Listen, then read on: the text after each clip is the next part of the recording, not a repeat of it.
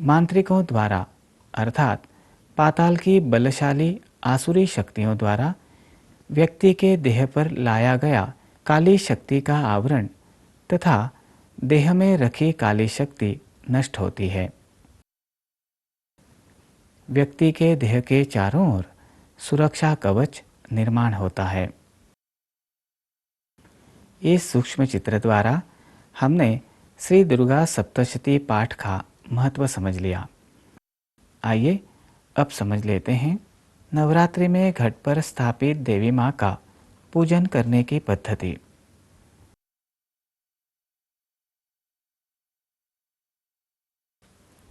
नवरात्रि के प्रथम दिन घट स्थापना के साथ श्री दुर्गा देवी का आवाहन कर स्थापना करते हैं।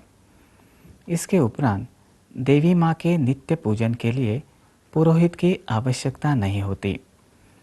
पूजा घर में रखे देवताओं के नित्य पूजन के साथ ही उनका पूजन करते हैं। देवी माँ के स्नान के लिए फूल द्वारा जल प्रोक्षण करते हैं। इसके उपरांत देवी माँ को अन्य उपचार अर्पित करते हैं। पूजन के उपरांत वेदी पर बोए अनाज पर जल छिड़कते हैं। आइए अब समझ लेते हैं देवी माँ के लिए नैवेद्य बनाना। नवरात्रि में प्रत्येक दिन उपासक विविध व्यंजन बनाकर देवी माँ को नैवेद्य अर्पित करते हैं। बंगाल प्रांत में प्रसाद के रूप में चावल एवं मूंग की दाल की खिचड़ी का विशेष महत्व है। साथ ही मीठे व्यंजन भी बनाए जाते हैं। इनमें विभिन्न प्रकार का सीरा, खीरपुरी, काले चने इत्यादि का समावेश होता है। महाराष्ट्र में चने की दाल उबालकर उसमें गुड़ मिलाया जाता है। इसे पूरण कहते हैं। इस पूरण को भरकर पूरण पोड़ी अर्थात पूरण की मीठी रोटी विशेष रूप से बनाई जाती है। चावल के साथ खाने के लिए अरहर अर्थात तुअर की दाल भी बनाते हैं। आइए अब समझ लेते हैं नवरात्रि में देवी माँ को अर्पित नैवेद्य में पूरण पोड़ी अर्थात पूरण की मीठी रोटी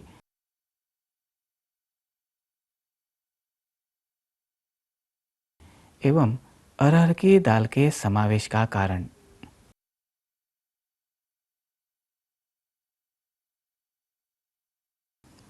चने की दाल एवं गुड़ का मिश्रण भरकर बनाई मीठी रोटी अर्थात पूरण पोड़ी एवं अरहर की दाल, इन दो व्यंजनों में विद्यमान रजोगुण में ब्रह्मांड में विद्यमान शक्ति रूपी तेज तरंगे अल्पावधि में आकृष्ट करने की क्षमता होती है।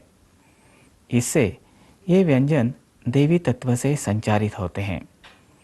इस नैवेद्य को प्रसाद के रूप में ग्रहण करने से व्यक्ति को शक्ति रूपी तेज तरंगों का लाभ मिलता है और उसके स्थूल एवं सूक्ष्म देहों की शुद्धि होती है। आइए अब समझ लेते हैं देवी माँ की आरती। आरती का अर्थ है देवता के प्रति शरणागत होना और उनका कृपा प्रसाद प्राप्त करने के लिए आर्त भाव से उनका स्तुतिगान करना। देवी माँ की कृपा प्राप्त करने के लिए उनकी आरती करते समय कुछ सूत्रों का ध्यान रखना लाभदायक है।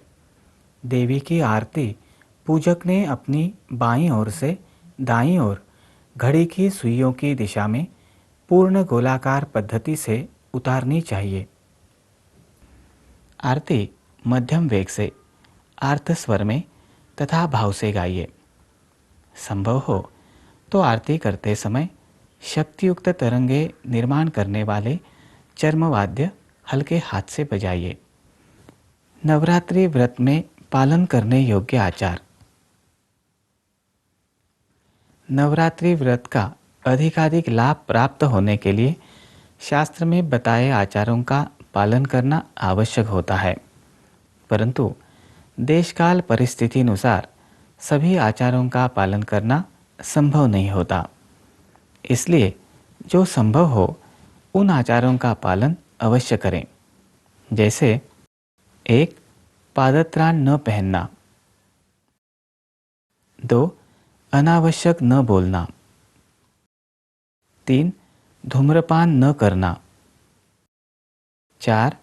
पलंग अथवा गद्दी पर न सोना। 5. दिन के समय न सोना। 6. ब्रह्मचर्य का पालन करना। 7.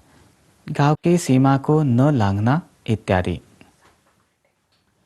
नवरात्रि में मांसाहार सेवन और मद्यपान भी नहीं करना चाहिए। साथ ही रजतम गुण बढ़ाने वाला आचरण जैसे चित्रपट देखना, चित्रपट संगीत सुनना इत्यादि त्यागना चाहिए। अब समझ लेते हैं नवरात्रि के कालावधि में उपवास करने का महत्व। नवरात्रि के 9 दिनों में अधिकांश उपासक उपवास करते हैं। 9 दिन उपवास करना संभव न हो तो प्रथम दिन एवं अष्टमी के दिन उपवास अवश्य करते हैं। उपवास करने से व्यक्ति के देह में रजतम की मात्रा घटती है और देह की सात्विकता में वृद्धि होती है। ऐसा सात्विक देह वातावरण में कार्यरत शक्ति तत्व को अधिक मात्रा में ग्रहण करने के लिए सक्षम बनता है। देवी उपासना के अन्य अंगों के साथ नवरात्रि की कालावधि में श्री दुर्गा देव्यै नमः यह नाम जप अधिकाधिक करने से देवी तत्व का लाभ मिलने में सहायता होती है। यह नाम जप भावपूर्ण पद्धति से किस प्रकार करना चाहिए, यह समझने के लिए सुनते हैं एक ध्वनि चक्रिका। श्री दुर्गा देव्यै नमः। श्री दुर्गा देव्यै नमः।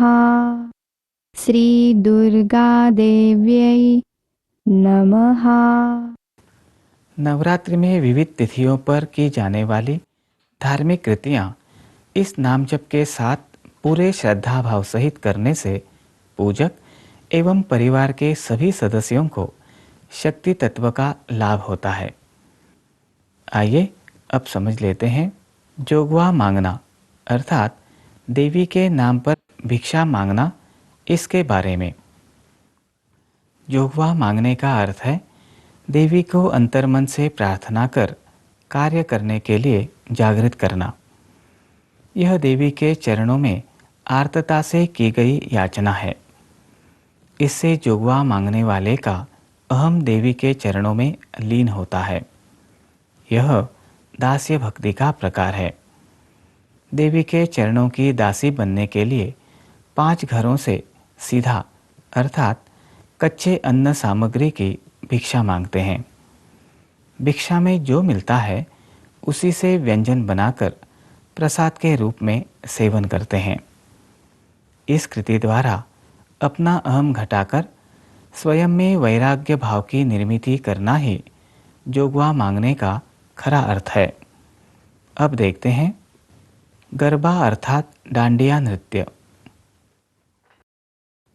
नवरात्रि में विभिन्न प्रांतों में किए जाने वाले धार्मिक कार्यक्रमों में एक महत्वपूर्ण विधि है गरबा।